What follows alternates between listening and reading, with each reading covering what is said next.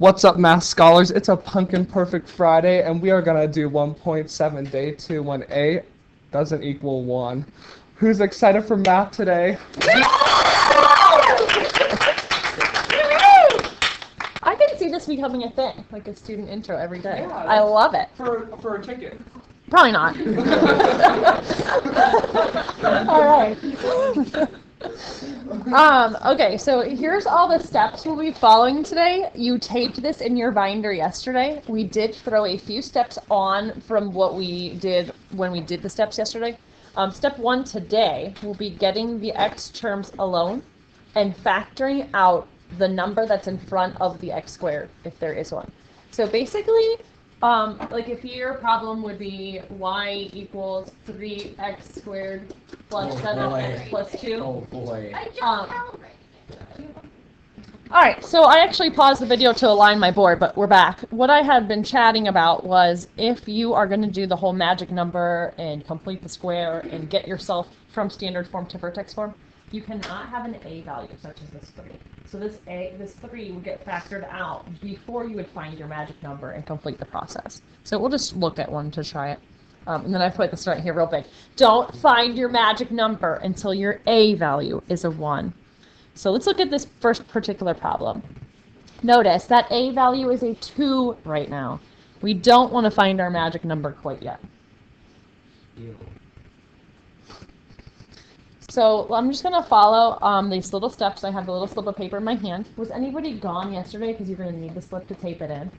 All right, I'll get you some tape as well. I know it's sick.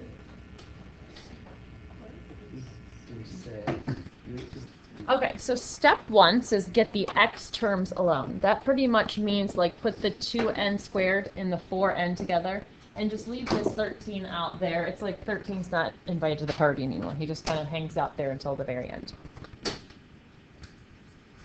Alright, step 2, factor out only the number in front of the x squared, if there is one. In this case it's an n, but we're going to basically factor out a 2 from these two terms, leaving us with an n squared minus 2n.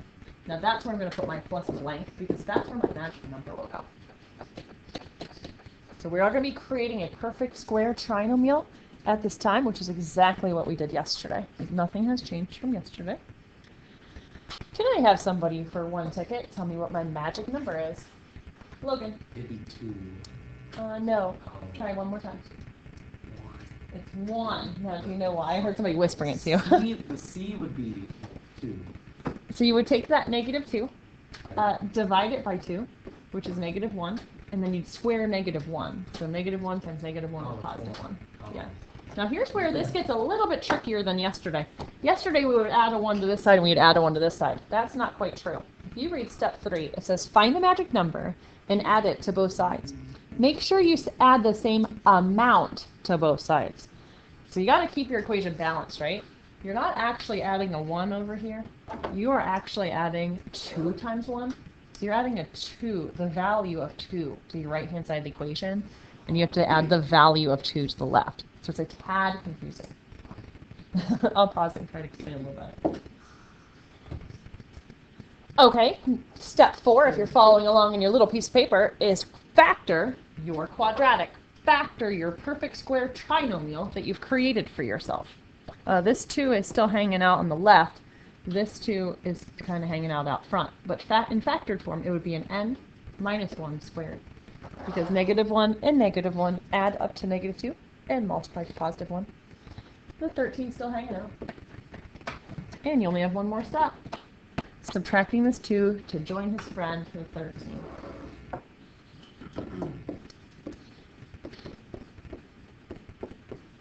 Okay. So hey, just for fun practice, what's your vertex? 1, negative 15. So I know I talked yesterday about how you could check. I'm actually going to check with you with the video rolling to show you how you can use Graph World to graph the original and verify that the vertex is at 1, negative 15. It's a good way to check that you did complete the square correctly. I thought of this method later in the day. So everybody pull up their graphing calculator. I'll keep it on to the video so you can see it.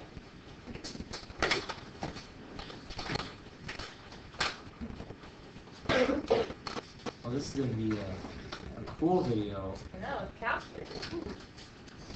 Except I'm really far from the microphone.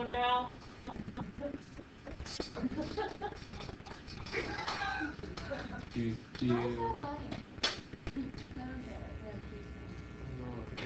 Okay, so I'm back near the microphone. We're going to type in our original equation and just verify that it had the same vertex we thought it would have. So it's 2x squared minus 4x minus 13. And we're going to graph. Now the vertex, since it was down where at negative 15, is going to be off our screen. So we could either zoom out or we can just use table to look for the vertex. So let's go to table row and scroll. What did we say the vertex was? 1, negative 15. Oh, right here. You can see right away that 1, negative 15 is in fact the vertex because the symmetry kind of goes off in either direction. So see how these are both a negative 13? These are both a negative 7. These are both a 3. That means 1, negative 15 is your vertex. It's the only guy that doesn't have a reflection. Whoa. Isn't that cool? So this is a real quick check that you did math right. The original equation. 2x squared minus 4x minus 13. Cool. So I actually love that idea of using the graph rule to check that you got your vertex correctly when you completed your square. Okay. All these little boxes kind of in the way. All right, we'll try a couple more. Let's do this one next. I don't feel like you're there quite yet. We'll do this one together and then maybe try the next one. And then that's our graduation. Maybe one more after that. I don't know. We'll see. So step 1, if you're following along on your little piece of paper, which I will, is get the x terms alone. That means put the 3x squared and the 12x near each other and send that 18 off to camp. He just has to live over there by himself for a while. Step 2, factor out only the number in front of the x squared if there is one. So that would mean I'm going to factor out a what? A 3, leaving me with x squared plus 4x. Now at this point I put my plus blank in, and that's where your magic number will go when you get to finding it. Step 3, find your magic number and add it to both sides. Make sure you add the same amount to both sides. What's my magic number going to be? 4. Yep. Very good. So you did 4 divided by 2, got 2, squared it, and got 4. Now, just a reminder, we need to add the same exact value to this left side. The value we're going to be adding is 3 times 4. So we're actually adding a 12 over here.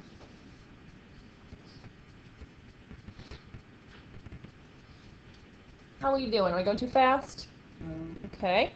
Step 4. Factor your quadratic. We have a perfect square trinomial right here that we are going to factor. What would that look like?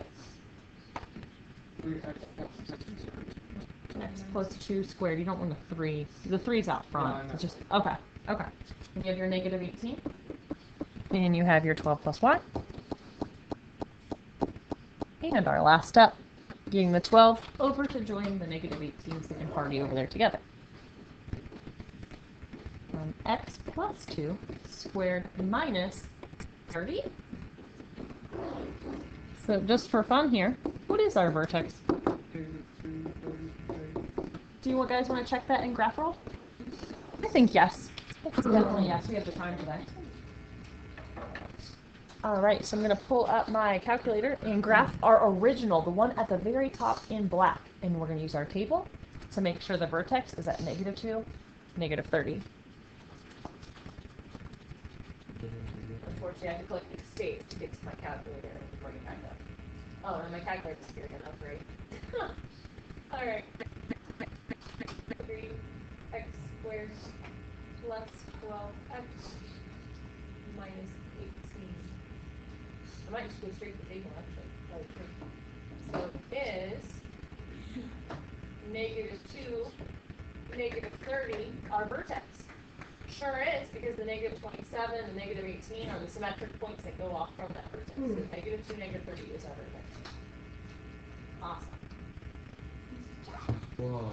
Hello, people in the video. They're going to try this one by themselves, so you can try it too. If you're watching at home, hit pause and try it. Uh-oh. Aaron. Thank you. Hello, people in the video. So hopefully you did well. You got 16 as your magic number. You factored it down into x plus 4. The tricky part was realizing that's a 96 you have to add to the side.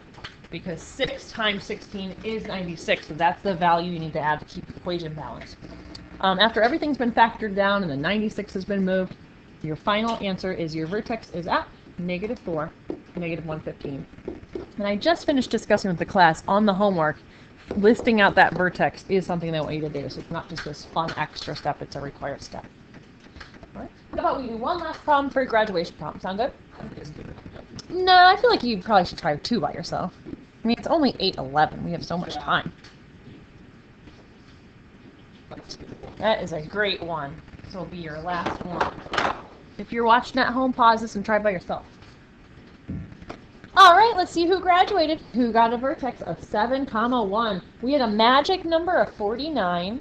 That meant we had to add a 98 to the other side. And then we kind of brought that 98 back over to end it off. And that's where the 1 came from. Any questions? I mean, this is not the easiest stuff. But I'll give you the, yeah. Oh, the 98 comes from the 2 times the 49. Yep. Alright, so I am just going to give everybody who's sitting in this room the rest of the time to work on their homework. And people watching at home, it is a worksheet. So just get that from me if you're absent. Alright, bye-bye. Have a great weekend. It's supposed to be nice and cool fall weather. Hoodies and It's supposed to sweatshirts. rain.